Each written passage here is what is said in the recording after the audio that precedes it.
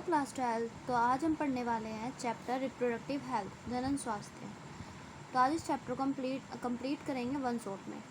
हम मेन चीज़ें पढ़ेंगे, मेन टॉपिक पढ़ेंगे, हम ज़्यादा लेंथी नहीं पढ़ेंगे। तो रिप्रोडक्टिव हेल्थ चैप्टर जो होता है जनन स्वास्थ्य से रिलेटेड चैप्टर है।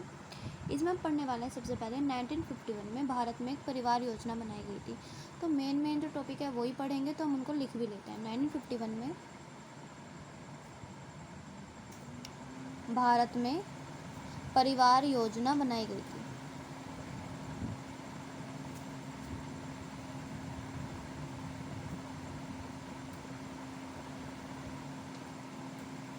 नाइनटीन 1951 में भारत में एक परिवार योजना बनाई गई थी। फैमिली प्लानिंग की गई थी कि जिससे जो पॉपुलेशन है वो बहुत कम रहे, क्योंकि पॉपुलेशन जो है बहुत बढ़ती जा रही है। इसी के बिहाफ पर सन 1900 ईस्वी में देखा गया जो विश्व जनसंख्या थी वो 200 करोड़ थी। 200 करोड़, या आप 200 करोड़ को 2 अरब भी कह सकते हैं। तो 1900 ईस्वी में जो विश्व जनसंख्या थी वो 200 करोड़ या 2 अरब थी। तो अब हम पढ़ने वाले हैं गर्भ निरोध, मतलब विश्व जनसंख्या को कम करने के लिए गर्भ निरोध की कुछ विधियाँ। सबसे पहले हम पढ़ते हैं वैसेक्टोमी।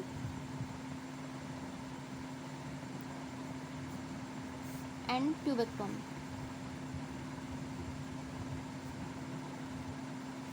वैसेक्टोमी होता है नर के लिए और ट्यूबेक्टोमी होता है मादा के लिए। रीज़न, ट्यूब जो होती है वो फीमेल रिप्रोडक्टिव पार्ट में होती है, तो ये आप इससे लर्न रख सकते हैं, याद रख सकते हैं। ट्यूबेक्टोमी मादा के लिए होता है और वैसेक्टोमी नर के लिए होता है। वैसेक्टोमी में क्या होता है, इसमें वास्ट डिफरेंस को काट कर बांध दिया जाता है। इसको काट कर बांध दिया जाता है।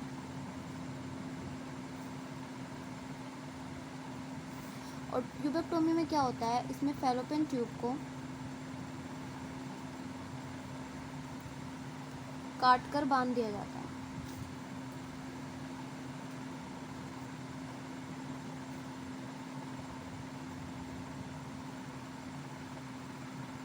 तो ये दो थी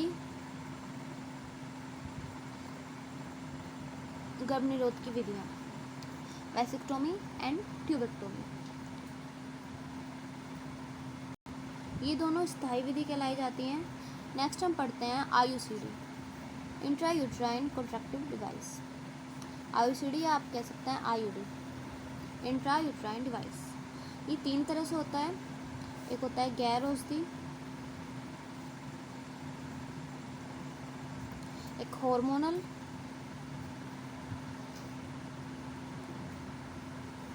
और एक होता है कॉपर मोचक आईयूडी।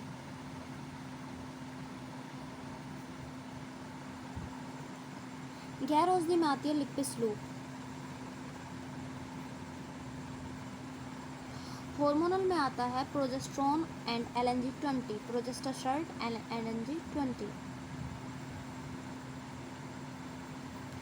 LNG-20। कॉपर मोचक आयोडी में आता है copper T, copper 7 and multiload 375, multiload 375। तो आयोडी में 3 आते हैं, गैर औषधि, हार्मोनल, कॉपर मोचक। गैर औषधि में लिपिस लूप, हार्मोनल में प्रोजेस्टेसर्ट एंड LNG-20, कॉपर मोचक आयोडी में copper T, copper 7 and multiload 375। अब हम आगे पढ़ने वाले हैं कुछ संयुक्त गोली और कुछ लघु गोली। संयुक्त गोली,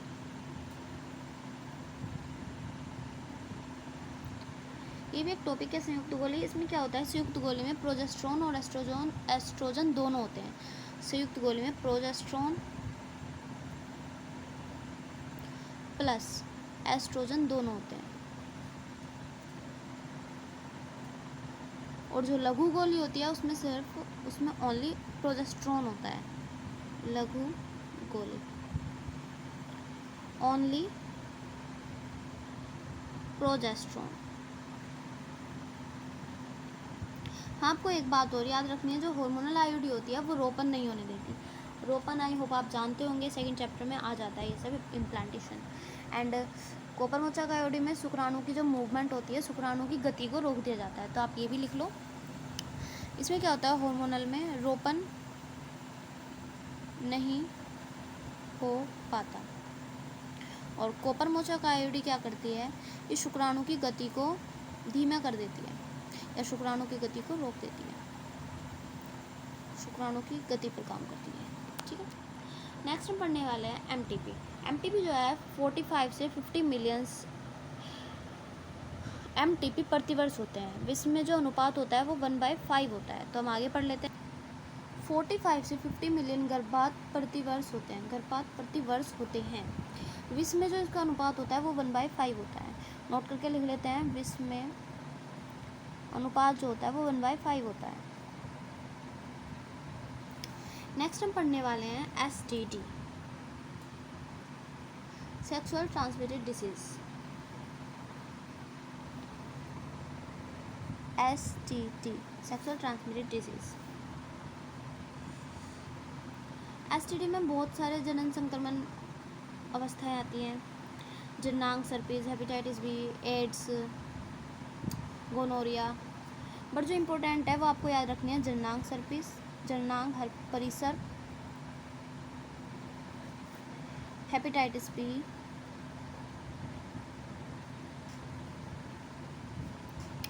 एड्स। ये तीनों जो हैं एसटीडी डिसीज जो होते हैं ये ठीक नहीं हो पाती।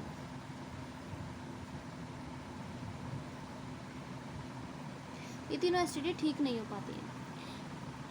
नोट करके लिखना, सभी एसटीडी जो होती है वो जनन पथ का संक्रमण करती हैं, लेकिन एड्स में जनन पथ का संक्रमण नहीं होता है। तो नोट करके लिख लेते हैं, सभी एसटीडी जनन पथ का संक्रमण करती हैं,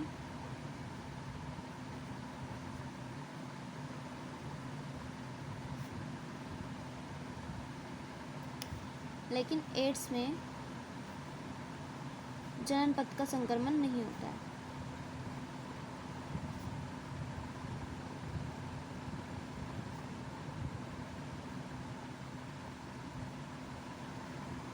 तो ये भी एक इम्पोर्टेंट बात थी, एसटीडी में जननांग परिसर, हेपेटाइटिस बी, एड्स ठीक नहीं हो पाते हैं, और सभी एसटीडी जनन पथ का संक्रमण करती है, लेकिन एड्स में जनन पथ का संक्रमण नहीं होता है। एक बार रिवीजन करते हैं हमने स्टार्टिंग से एंड तक क्या पॉइंट पढ़े।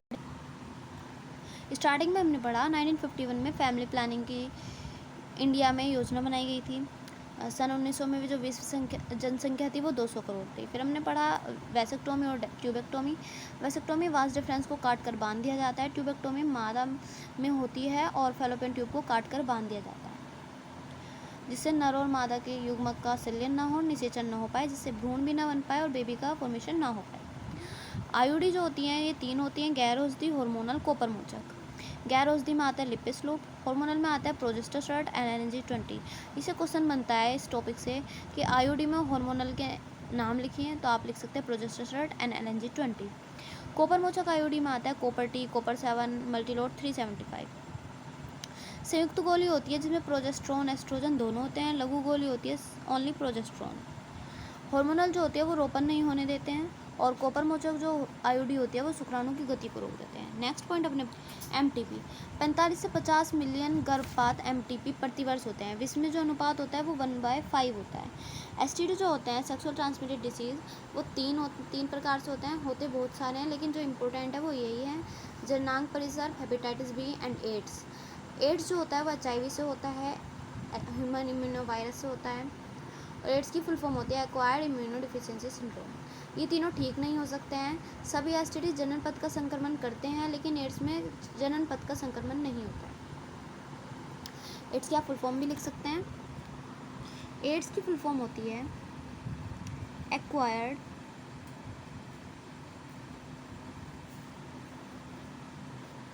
Immuno deficiency syndrome. एड्स जो होता है वो HIV से होता है, और HIV की फुल फॉर्म होती है ह्यूमन इम्यूनो वायरस। तो ये था आज का चैप्टर। अगर आपको समझ में आया तो लाइक कीजिएगा। Thank you.